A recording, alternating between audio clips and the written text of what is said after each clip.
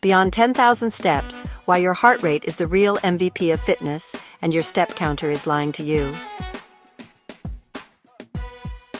Ah, yes, the 10,000 Steps Club where mediocrity gets a medal and your fitness tracker is your therapist.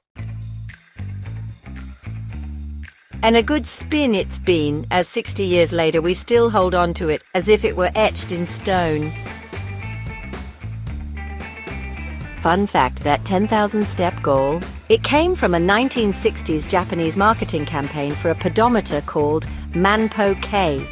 That's right, your fitness goal was literally dreamt up to sell products. Now, how's that for a marketing spin? The American Heart Association's study of 4,840 participants found that 10 minutes of high-intensity exercise equals 2 hours of casual walking for cardiovascular benefits.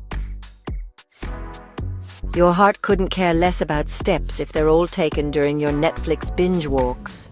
But I hit my steps goal during my coffee runs. Yeah, and I'm technically a wrestler because I fight my alarm clock every morning. Studies from the European Journal of Preventive Cardiology show 150 minutes of moderate activity or 75 minutes of vigorous activity weekly reduces mortality risk by 25%. Walking 10,000 steps at grandma's pace? Not even in the same universe. Let's break down your heart rate zones, and no, Netflix and chill isn't one of them. Zone 1, 50 to 60%. The Zoom meeting zone, burning as many calories as your laptop in sleep mode.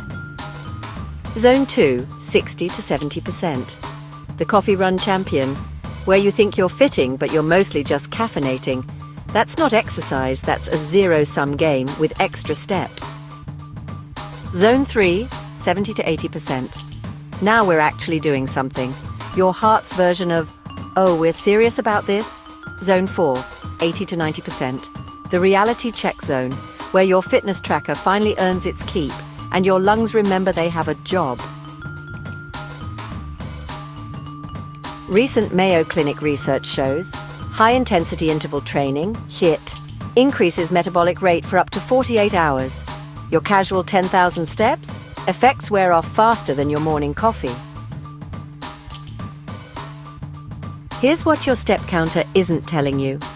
A 2023 study in sports medicine found that 1 minute of high-intensity exercise burns 50 calories, while 1 minute of walking burns only 3 to 4 calories.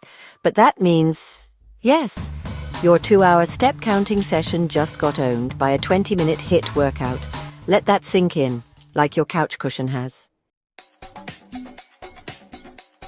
Time to graduate from the Steps Are My Personality University and get a real degree in fitness.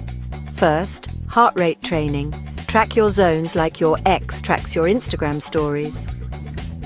Aim for at least 30 minutes in Zone 3 or higher 3 times weekly.